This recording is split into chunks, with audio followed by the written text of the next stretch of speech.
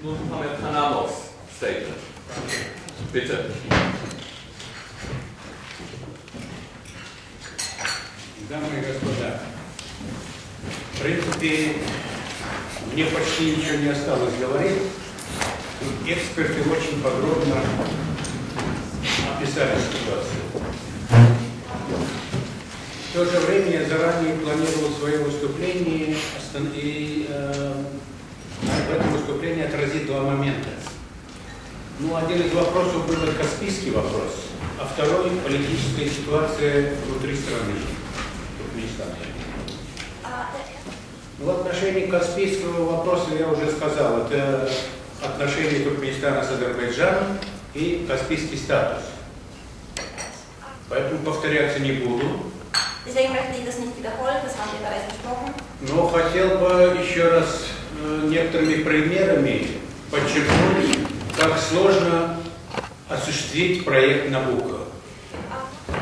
Здесь такая публика, которая очень осведомленная и очень прекрасно наверняка помнит вторую половину 90-х годов, когда вопрос шел о Транскаспийском газопроводе. Тогда я работал послом в Турции и очень активно принимал участие в решении данного вопроса.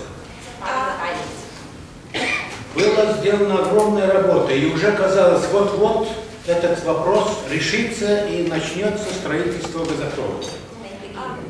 Но тут сработал вот тот момент, который я чуть ранее говорил, в отношении капризной фрау. По ряду вопросов, которые, собственно, больше они были надуманы самим Ниязовым, Ниязов встал в амбицию и практически зарубил данный проект. Но тут я хочу подчеркнуть еще один момент. Когда стал вопрос Транскаспийского газопровода, тут же появился другой вопрос, альтернативный этому варианту – голубой поток. Как я уже говорил, Транскаспийский газопровод был зарублен, а голубой поток сегодня работает. Сегодня стал вопрос, проект на повестке дня Набуко. И появился проект «Южный поток». Я думаю, результат будет тот же, как Транскаспийский и голубой поток. Буквально два слова в отношении резерва туркменского газа. Да, тут расписано было в отношении того, Туркменистан кому сколько пообещал и будет давать газ, практически, можно сказать, все расписано. Но даже пользуясь не информацией и цифрами Туркменистана, я хочу привести пример цифры Соединенных Штатов Америки, которые их эксперты определили объем резерва газа на Каспийской территории Туркменистана. Это, безусловно, приблизительные данные, но это цифра 5 триллионов кубометров газа запасов.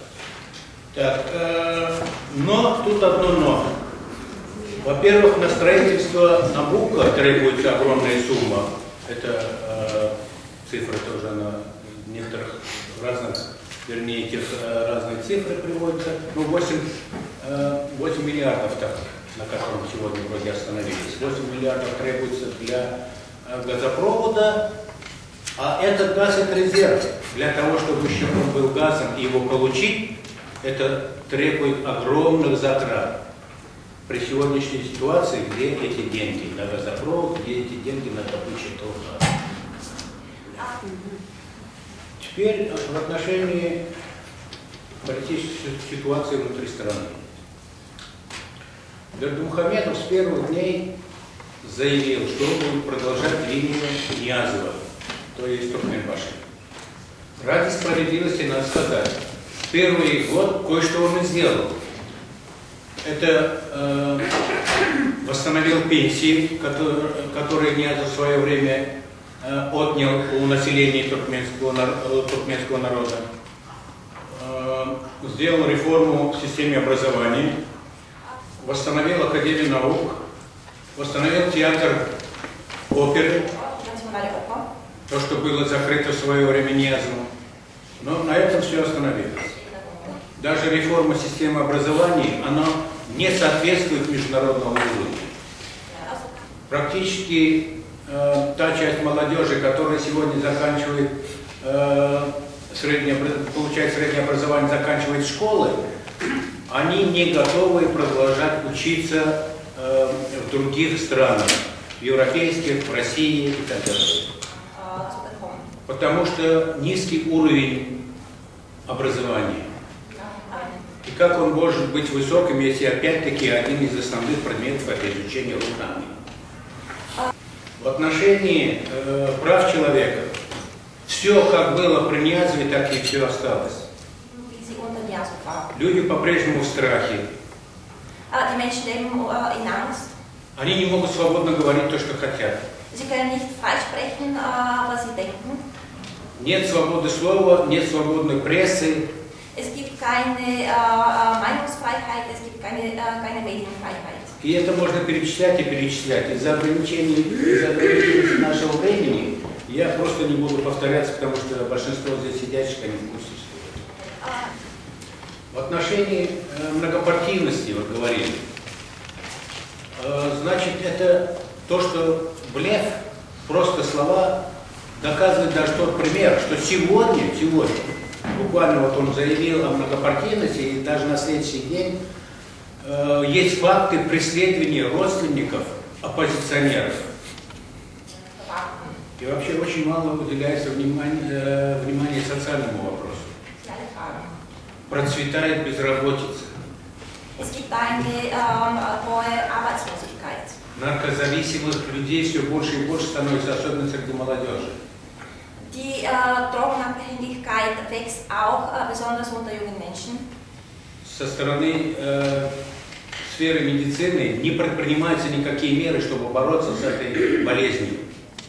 И как им этим вопросом заниматься, если на это не выделяется никаких средств? Зато огромные средства используются на строительство нерентабельных объектов. По-прежнему существует черный список. Многие граждане, особенно родственники диссидентов, оппозиционеров или люди, которые покинули страну по той или иной причине, их родственники не могут выехать за пределы страны. Поэтому по сравнению с периодом Ниязова мало что изменилось. И поэтому страна, где, как я уже говорил, не работает закон, а работает слово одного человека, с такой страной серьезные вопросы решать невозможно.